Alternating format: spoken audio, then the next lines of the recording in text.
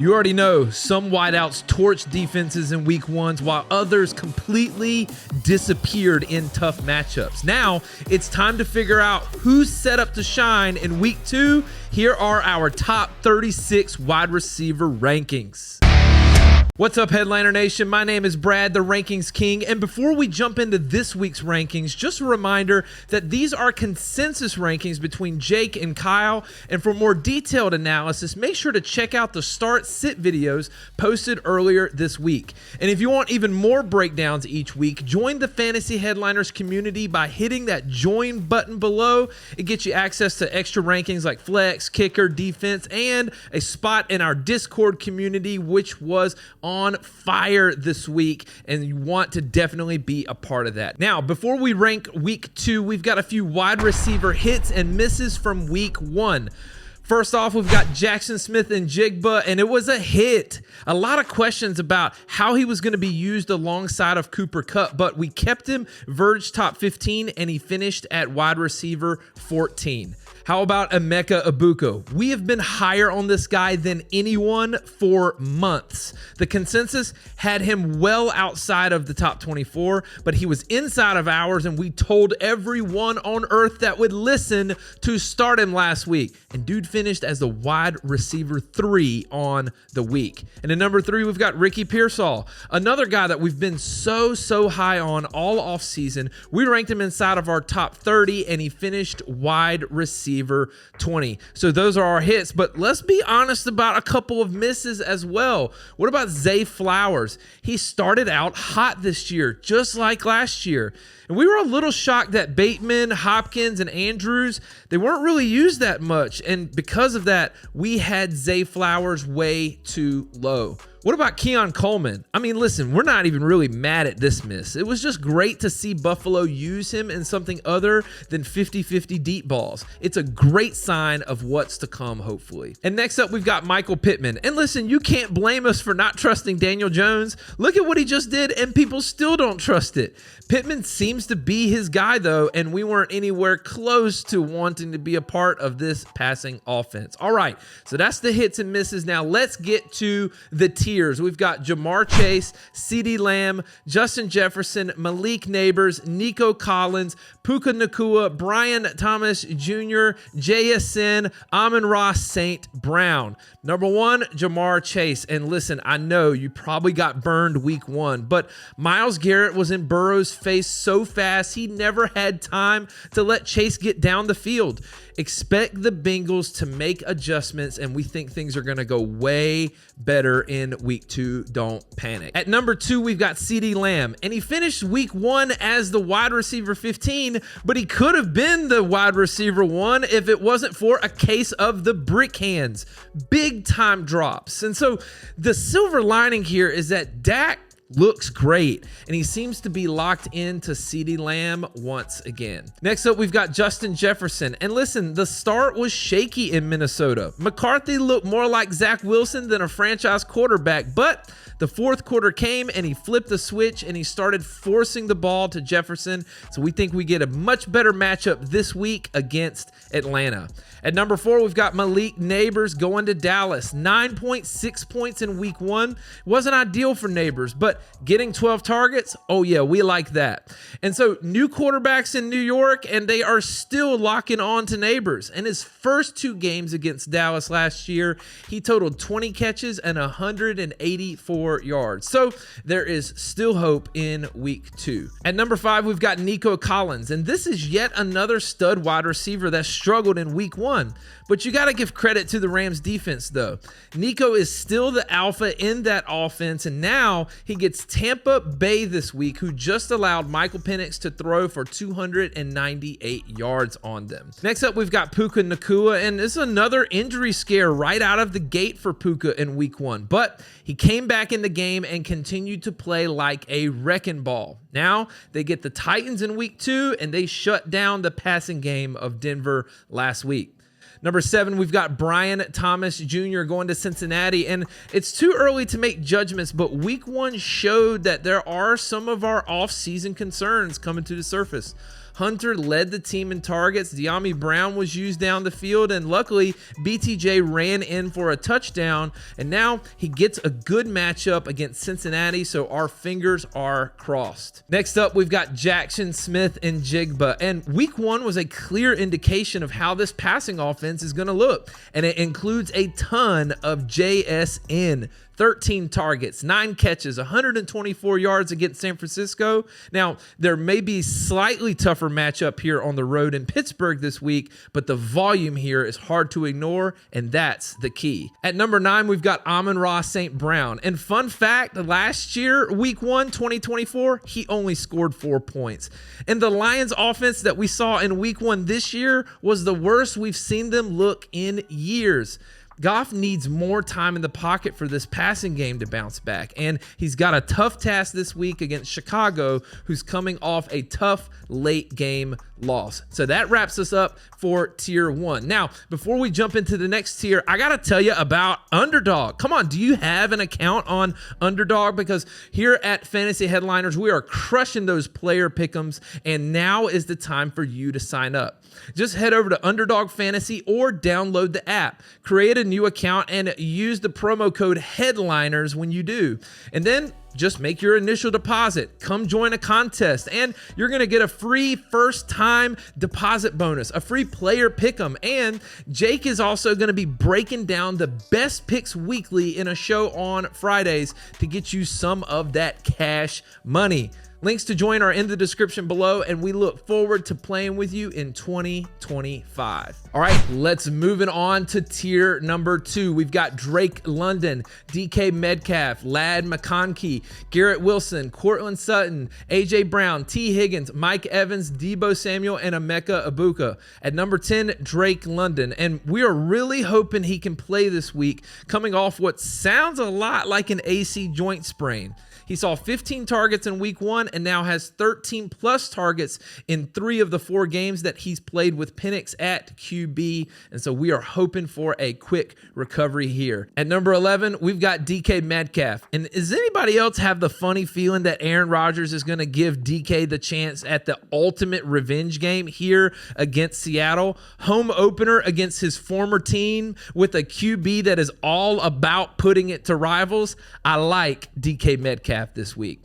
At number 12, we've got Ladd McConkey. And we saw in week 1 that if Herbert can continue that type of play, he can make McConkey, Allen, and Johnson all viable. Now, the big games may be more sporadic with more options, but Ladd should easily keep the safer floor weekly.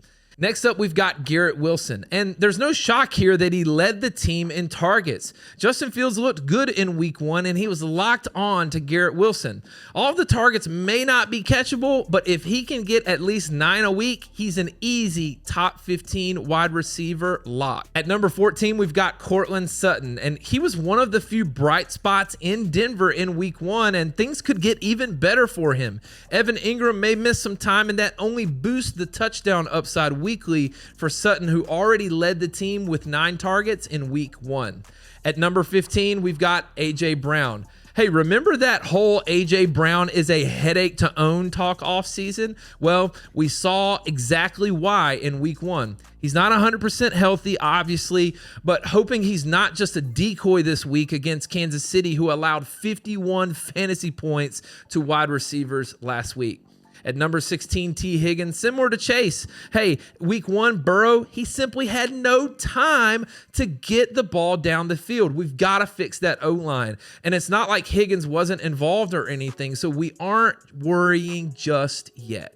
At number 17, we've got Mike Evans going to Houston, and he was held to just 5 catches for 51 yards, but he led the team in targets with 8. In week 1, it just happened to be the Emeka Egbuka show, and Houston just allowed over 30 fantasy points to wide receivers in week 1, so Evans should have another good shot in week 2. Next up, we've got Deebo Samuel, and Deebo just led the team in targets, receiving yards, and ran in a 19-yard touchdown. He averaged 11 yards per reception and was used all over the field. And to be honest, that's exactly how we expected it to go in Washington. But he's got a tough test for him this week in Green Bay. Next up is Emeka Egbuka, and if we've said it once, we've said it 1,000 times. This kid is special. 4 catches for 67 yards and 2 touchdowns. But what's most impressive, Mike Evans said in the huddle that Egbuka suggested the play, called his own number to run, and that he would catch the game-winning touchdown. And then it happened. Called a shot in his first ever game. Gotta love it. All right, that's it for tier 2. Now we're moving on to tier number 3. We've got Davante Adams, King Tet McMillan, Zay Flowers, Marvin Harrison Jr., Terry McLaurin, Keenan Allen, DJ Moore, and Jakobi Meyers. Let's start with Davante Adams. He had a solid first game with LA and was second on the team in targets with 8. Unfortunately, Davis Allen stole that lone passing touchdown on the day, but Adams should still have plenty of those chances coming his way. Next up, we've got King Tet McMillan, and it was great to see him get 9 targets in his first game. Great sign of the volume that is to come, and the truth is, the weather delay in week 1, it really messed with the flow of this game, and so I'm really looking forward to seeing what he can do against Arizona this week. Next up, we've got Zay Flowers, and he's starting off hot, but the question is, can he keep it up? In a game with 81 points scored, Hopkins, Bateman, Andrews, they only had 7 combined targets. And if they're going to get targets, where's it going to come from? It's going to come from Flowers, and that's ultimately going to hurt him. And then now this week, they get Cleveland, who just shut down Joe Burrow's passing game. Next up, we've got Marvin Harrison Jr., and it was great to see him get that touchdown in week 1 and finish the week as wide receiver 10. But once again, only 6 targets. What's up with that? And that's in line with what he was getting last year, and that's kind of concerning. With that volume, he needs a weekly touchdown, and the truth is, it's just not likely. At number 24, we've got Terry McLaurin, and don't panic just yet. They are paying him way too much money to just get 4 targets a week. Week 1 was kind of a ramp-up game, and hopefully the volume returns over the next 2 weeks. But they get a tough matchup this week against a team that completely handled the Detroit offense. Hey, look at Keenan Allen at number 25. Vintage Keenan is back in LA. It's like he never left. And once again, Herbert knows exactly how to use him. He got a team-high 10 targets and found the end zone. And this matchup against Vegas should be another one that him and Ladd can exploit. Next up, we've got DJ Moore, and he led the team in receiving in week 1, but man, did he take some hits. They have him taking snaps all over the place at running back, running deep routes down the field, and with this kind of versatility in a crowded offense, he will be a Verge wide receiver 2 for most of the season. Rounding out tier 3, we've got Jakobi Meyers, and Brock Bowers may not miss time, but any limitations to him will only provide more opportunities for Meyers. Now, the good part is that he's already led the team in targets with 10. Now, the touchdown chances may not be there often, but that volume makes him flex-worthy week in and week out. All right, that's it for tier number 3. Moving on to tier number 4, we've got George Pickens, Tyreek Hill, Ricky Pearsall, Travis Hunter, Devontae Smith, Kayshon Boutte, Marquise Brown, Jamison Williams, and Rome Odunze. At 28, George Pickens. Look, 3 catches on 4 targets, it's not gonna catch it. Now, granted, he did draw a couple of deep pass interference calls that could have made his numbers higher, but he needs more. Dak simply can't just force it to Lamb all game every week and expect to win games. All right, number 29, Tyreek Hill. Oh my gosh, what a mess Miami is. It's week 2 and the whole team's just walking around like they don't care. And now Tyreek's got more off the field issues. We have to drop him some in the rankings. But remember, winning fixes everything in the NFL. At number 30, we've got Ricky Pearsall. Kittle is on IR, Jennings is questionable, and Kendrick Bourne just got to town. And so it's just hard to put him higher than this if Mac Jones is going to be the quarterback. At number 31, we've got rookie Travis Hunter. And we love to see that he led the team in targets in his first game. He played 42 snaps on offense and just 6 on defense. And so it's clear that they want him to be an offensive weapon more than defense. And now he gets a really good matchup against the Bengals in week 2. Coming up next, we've got Devontae Smith, and we had to keep him in the top 36 just due to the matchup this week, where we can really see the Eagles wanting to take it to Kansas City again, and the Chiefs just allowed more points to wide receivers than any other team in the NFL. Hey, at number 33, Kayshon Boutte. Come on, call apart Bubba Sparks. This booty is rocking everywhere. We said it all off season, and here we've got him right there in tier 4. At number 34, we've got Hollywood Brown. And by process of elimination, he just has to get more looks.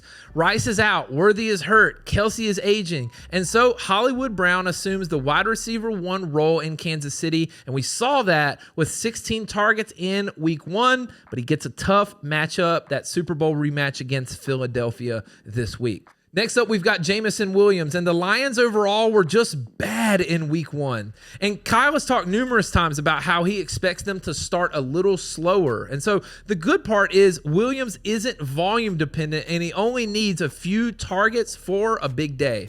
And then rounding out the top 36, we've got Rome Odunze. You know, when you think of Rome Odunze, you usually think big plays. Well, he leads the Bears in targets and receptions in week 1, but he only had 37 yards and a touchdown, an average of 6.2 yards per reception. We're going to need that to be higher if we're going to move him up the rankings. So there you have it, tiers 1, 2, 3, and 4 of wide receivers. And we've got a few great options on the outside looking in. Calvin Ridley, Khalil Shakir, Chris Olave, Jerry Jeudy, Quentin Johnston, Cedric Tillman, Stephon Diggs, Jalen Waddle, Matthew Golden, Michael Pittman Jr., and Keon Coleman. And so that's how the wide receiver rankings line up for week 2. We got to know who's your boom candidate for this week and who is your bust risk. Tell us in the comments, ask us whatever question you want. Make sure to hit that like button and don't forget to subscribe for more rankings videos all season long. Headliner Nation, let's go out and get a win this week, and we'll see you in the next video. Analytics off the chain, other channels not the same. Jake and Kyle, you know the name. Headliner Nation, we running the game.